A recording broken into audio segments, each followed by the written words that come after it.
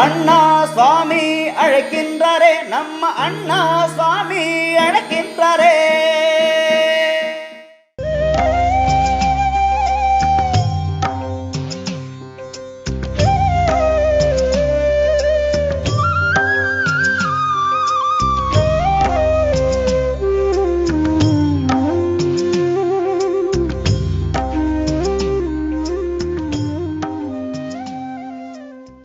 மாயன் மயம் ஆன்மீக அன்பர்களுக்கெல்லாம் என்னுடைய அன்பான ஆசீர்வாதத்தை தெரிவித்துக் கொள்கின்றேன். மாயன் மயம் உங்கள் நலன் பொருட்டே இறையருளாலும் குருவர்களாலும் கிட்டத்தட்ட 4-5 வருட காலமாக தொடர்ந்து ஆன்மீகம் அமானுஷ்யம் எல்லாம் பேசி வருகிறேன். இருந்தாலும் கூட இந்த சோழி பிரசன்னம் என்பதெல்லாம் ஒரு அற்புதமான கலை, இறையருளாலும் குருவர்களாலும் எனக்கு கிடைத்தது. அந்த வகையில மாயன் மயனை நீங்க தொடர்ந்து சப்ஸ்கிரைப் பண்ணி ஆதரவு தருவீங்க ஒரு நம்பிக்கை எனக்கு உண்டு. அந்த வகையில் பார்க்கும்போது 2026ல ஒரு அற்புதமான நிகழ்வு. மனித மனம் கலங்கி இருக்கும் பொழுதெல்லாம் எதையோ நாடுகின்றது. அந்த நம்பிக்கை இறைவன் பேரில் இருக்கலாம், அந்த இறைவன் சார்ந்த விஷயத்துல இருக்கு. அதனுடைய தொடர்பு தானே ஜோதிடம். ஜோதிடத்துல பல வகைகள் இருந்தாலும் கூட சோழியின் மூலம் பார்க்கக்கூடிய ஒரு அற்புதமான கலை 1000 ஆண்டுகளாக தொடர்ந்து வந்து கொண்டிருக்கின்றது.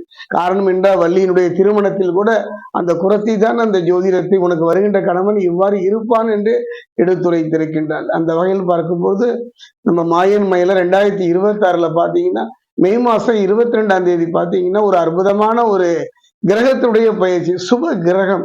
நவ கிரகங்களும் பலம் வாய்ந்தவை தான், ஒன்றோடு ஒன்று எதுவும் எந்த கிரகமும் எந்த கிரகத்துக்கும் பஞ்சை அல்ல. அந்த வகையில் பார்க்கும் பொழுது உற்று நோக்கக்கூடிய கிரகங்களுடைய பயிற்சி 3 தான். ஒன்று குரு பயிற்சி, இன்னொன்று சனி பயிற்சி, இன்னொன்று பார்த்தீங்கன்னா ராகு கேது பயிற்சி. அதாவது 2.5 வருட காலம் ஒரு நீண்ட கால பயிற்சி தானே சனி பயிற்சி. அதை நாம் இப்ப கடந்து வந்துட்டோம்.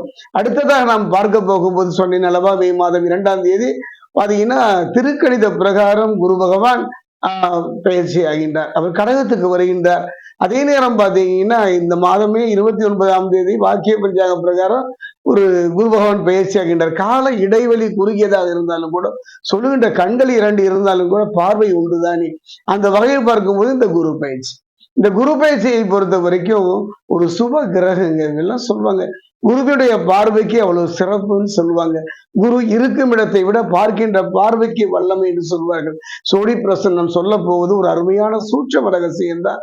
ஆகோ ஓஹோ என்று இருப்பீர்கள் என்றும், லாரிட்டரி செட்ல பணம் கொட்டு என்றெல்லாம் கலவை அளந்து விடுவதற்கான ஒரு நிகழ்வு அல்ல ஜோதிடம். ஜோதிடம் என்பதெல்லாம் இறையருளாலும் குருவர்களாலும் நம் வாழ்வின் நலம் பொருட்களை தயங்கி நிற்கும் பொழுது, கலங்கி நிற்கும் பொழுது நமக்கு நல்வழி காட்டுகின்ற ஒரு கலங்கரை விளக்கம் தானே. அந்த வகையில பார்க்கும்போது குரு பகவானுடைய பயிற்சி கடகத்துக்கு வருகின்றார். கடகத்தை பொறுத்த வரைக்கும் அவர் உச்சமாகின்றார். கடகத்தில் அவர் ஒரு கிரகம் உச்சமானால் அற்புதமான யோக பலனை தரும், நல்ல பலம் வாய்ந்த ஒரு நிகழ்வை தரும். ஆனாலும் எல்லோரும் சொல்லுவார்கள் கடகத்தில் வருகின்ற குரு அள்ளி தருவார் என்று. பாத்தீங்கன்னா குரு ஒவ்வொரு கிரகத்துக்கும் பார்வை உண்டுங்க. அந்த வகையில சனிக்கும் 3 பார்வை உண்டு, குருவுக்கும் 3 பார்வை உண்டு, செவ்வாய்க்கும் 3 பார்வை உண்டு. அதே நேரம் பாத்தீங்கன்னா சந்திரனுக்கு மட்டும் ஒரே பார்வை தான். அந்த வகையில பார்க்கும்பொழுது இந்த குரு பகவானுடைய பார்வை பாத்தீங்கன்னா 3, 5, 7 3, 5, 9 என்று 3 பார்வைகளை சொல்லுவார்கள். அவர் பார்க்கின்ற இடம் அற்புதமாகத்தான் இருக்கும். ஆனால் அவர் இருக்கின்ற இடம் பாத்தீங்கன்னா இது யாரும் சொல்லியிருக்க மாட்டாங்க. இந்த குரு பயிற்சியில குரு பகவான் அள்ளி தருவார், கொட்டி தருவார், உயர்த்துவார், உன்னதமான நிலையை நோக்கி நகர்த்துவார் எல்லாம் என்று சொல்கிறார்கள் அல்லவா. ஆனா குரு இருக்கின்ற இடம் பாத்தீங்கன்னா சந்திரனுடைய இடங்க. சந்திரன் யாரு? மனோகாரகன். இயற்கையிலேயே குருவுக்கும் சந்திரனுக்கும் பகைதானே. ஒருவன் பகை வீட்டில் வரும்பொழுது என்ன பேசிவிட முடியும், என்ன நன்மையில நமக்கு தந்து விட முடியும்? அதைத்தான் நான் சோழி பிரசன்னத்தில் சொல்ல போகிறேன். கிட்டத்தட்ட 1.5 வருட காலம் இந்த குரு பகவானுடைய நற்பலனை தரப்போகின்றார். நம்ம வெறும் குரு பயிற்சியை வச்சுலாம் நான் பலன் சொல்ல போவதில்லை, சனியோடு சேர்த்து சொல்கின்றேன். சனி பகவானுடைய பார்வை கெடுபலனை தரக்கூடியது என்று சொல்வார்கள். ஆனாலும் சனி பகவானை பொறுத்த வரைக்கும் இப்ப வாக்கிய பிரகாரமா இருந்தாலும் திருக்கணிதமா இருந்தாலும் பாத்தீங்கன்னா அவர் கும்பத்திலிருந்து மீனத்துக்கு பயிற்சி ஆகிவிட்டார். கவலைப்பட வேண்டாம். மேஷம் தலையாக கொண்டு போமானால் மீனத்தை பாதமாக கொள்வோம். அந்த வகையில மீனம் அந்த சனி பகவான் அங்கிருந்து அவர் 3 பார்வை பார்க்கின்றார். ஆக அந்த 2 பார்வையும் என்ன பலனை தரும் என்பதைத்தான் இப்போ நம்ம பார்க்க போறோம். ஏற்கனவே சனி பகவானால அர்த்தாசிரம சனி, ஜென்ம சனி, பாத சனி, கண்டக சனி என்றெல்லாம் சனியினுடைய பாதிப்புகள் கர்மாவுக்கு ஏற்ற பலனை தந்தாலும் கூட இந்த குரு பயிற்சி எந்த விதமான தாக்கத்தை தரும். ஒரு உதாரணம் சொல்றேன். பாத்தீங்கன்னா மகர ராசி, மகரத்தை பொறுத்த வரைக்கும் சனி பகவானுடைய எந்த பாதிப்புகளும் இல்லைதானே. ஆனாலும் இப்போ இதே நேரத்துல குரு பகவானுடைய பார்வை அங்கு விடுகிறது. கவலையே பட வேண்டாம், கண்கலங்க வேண்டாம். எத்தனையோ வேதனைகளையும் சோதனைகளையும் சுமையாக தாங்கி வந்த உங்க வாழ்க்கையில ஒரு நல்ல மாற்றத்தை நோக்கி நகரப் போகின்றது. அதே நேரம் ராகு. ராகுவை பொறுத்த வரைக்கும் முன்னோக்கி நகர்பவர்கள பின்னோக்கி நகரக்கூடிய ஒரு கிரகம். அந்த வகையில் பெண்கள் விஷயத்துல கொஞ்சம் கவனமா இருக்கணும்.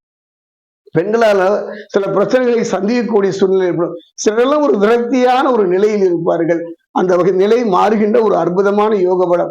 மகர ராசியை பொறுத்த வரைக்கும் ஜென்ம சனி, பாத சனி, எத்தனையோ சனி பகவானுடைய இதெல்லாம் தப்பிச்சு வந்துட்டீங்க. இப்ப நிம்மதி இருக்கான என்னுடைய அனுபவத்துல சனி பகவான் பாதிப்புகள் இருந்த பொழுது கூட ஏதோ கொஞ்சம் நல்லா இருந்தோம். ஆனா இப்ப முழுமையான ஒரு ஸ்தம்பன நிலையில இருக்கிறோம்.